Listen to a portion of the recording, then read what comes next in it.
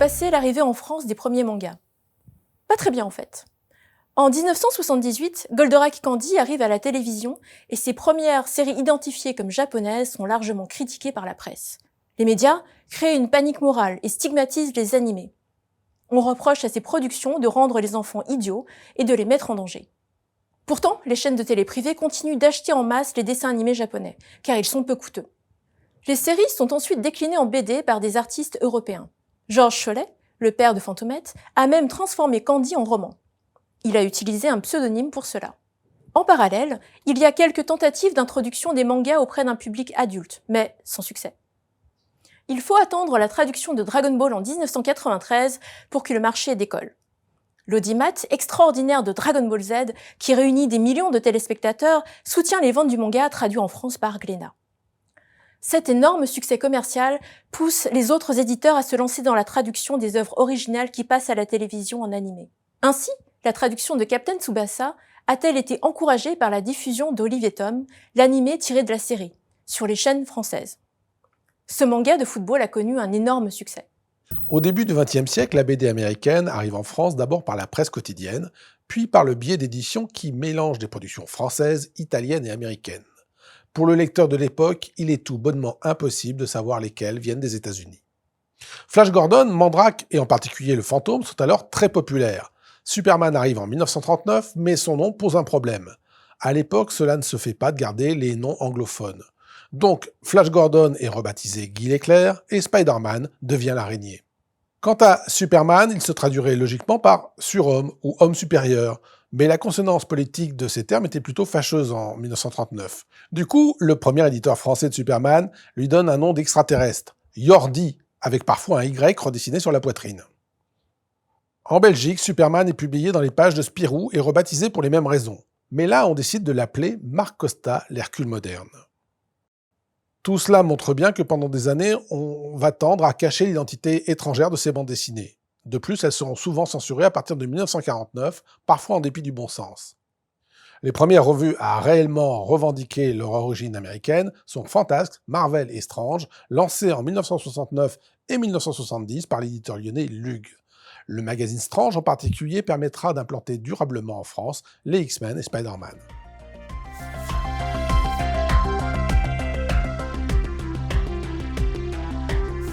Dans les années 80, le modèle économique de la BD change profondément en France.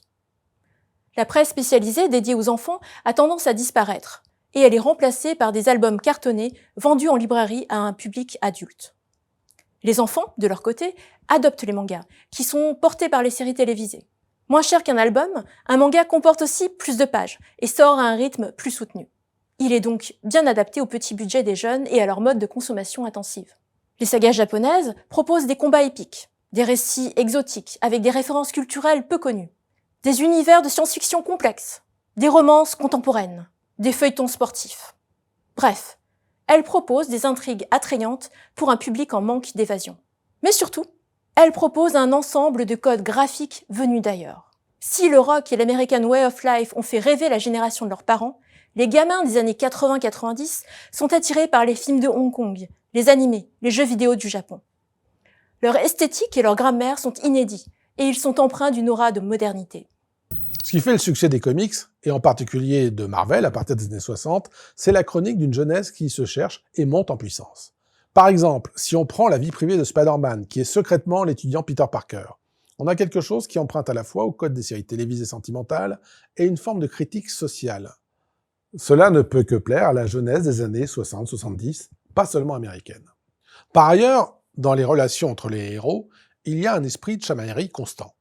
Les Fantastiques ou les X-Men passent leur temps à se disputer. Il y a quelque chose d'irrévérencieux qui n'avait pas forcément d'équivalent dans la bande dessinée européenne de l'époque. En tout cas, pas dans les mêmes proportions.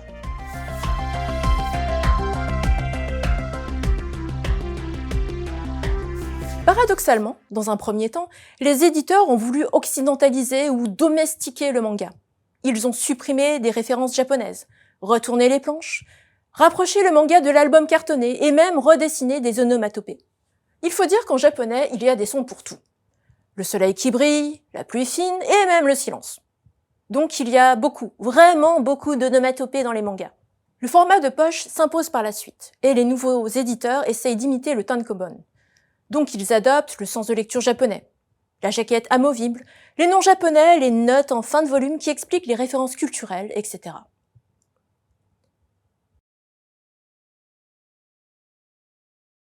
Même le nom des éditeurs et des collections doit faire japonais. Pika, Kana, Kurokawa, Saka. Tout est bon pour créer un vocabulaire exotique que le jeune public s'approprie pour se distinguer des parents. Aujourd'hui, les traductions dépendent du public visé. Pour les enfants, les éditeurs optent souvent pour le sens de lecture français de gauche à droite. Et quand certains titres rencontrent le succès, ils peuvent être publiés dans les deux sens de lecture. Dans les années 60, bon nombre de super-héros, et notamment Iron Man, combattaient explicitement le communisme. Or, en France, ce communisme était une force politique et culturelle importante. Le magazine Pif Gadget, par exemple, était lié au Parti communiste français. Si bien qu'au moment d'éditer Iron Man en France, son éditeur, Lug, va carrément faire l'impasse sur les premières années du personnage, afin d'éviter les épisodes qui n'auraient pas été politiquement corrects pour la France de l'époque.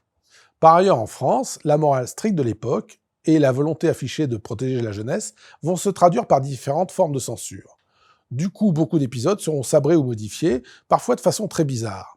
Par exemple, dans les pages des New Mutants, chez Marvel, le personnage d'origine de Warlock ressemble à une tache d'encre avec des yeux anguleux.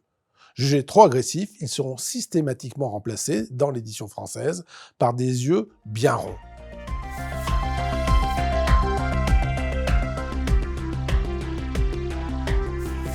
On peut dire aujourd'hui que les mangas ont conquis le public français. En 2020, plus de 40% des bandes dessinées vendues en France étaient des mangas. Et près de 2/3 des lecteurs ont entre 15 et 29 ans. À la marge, des dessinateurs français créent des manfras, c'est-à-dire des mangas à la française qui sont parfois adaptés en animé pour le public japonais. En Corée, les BD locales, les manhwas, reprennent les codes graphiques et les formes de narration japonaises. De plus en plus de manhwas sont adaptés en séries télévisées par les studios japonais. Par exemple, l'un des best-sellers récents, Dr. Stone, est dessiné par un artiste coréen. Le succès des mangas n'a pas été planifié sur le long terme par les éditeurs du pays du soleil levant. Chaque pays les a reçus, rejetés et finalement adoptés à sa manière. Il n'y a donc pas une culture manga, mais une multiplicité de réceptions et d'adaptations selon les pays. Comme tous les autres arts, la bande dessinée a ses distinctions et ses festivals, comme le Festival international de la bande dessinée d'Angoulême par exemple. De façon générale, ces festivals internationaux tendent à récompenser les albums plutôt que les revues. Du coup, beaucoup de bandes dessinées et revues américaines, pourtant géniales, ne sont pas très connues ou reconnues. Cette différence entre les revues et les albums explique aussi que, par exemple, en France, dans les années 70, on a publié sans problème les albums de Richard Corben, très explicites en termes de sexe et de violence, alors qu'à la même époque, transposer certains épisodes de Marvel dans des revues s'avérait compliqué. De nos jours en France, un autre problème persiste. Beaucoup de bandes dessinées classiques sont rééditées sous forme d'albums, certes, mais il reste encore tout un lot de chefs-d'œuvre qui ne sont disponibles qu'en petit format, en noir et blanc. Je pense en particulier au Sergent Rock de Joe Kubert. La censure qui pesait sur cette série lors de la première publication a obligé l'éditeur à des découpages improbables. Tous les épisodes mériteraient d'être rassemblés en volume. Cette lenteur de réédition est finalement une bonne nouvelle. Il reste beaucoup d'œuvres essentielles à découvrir ou à redécouvrir.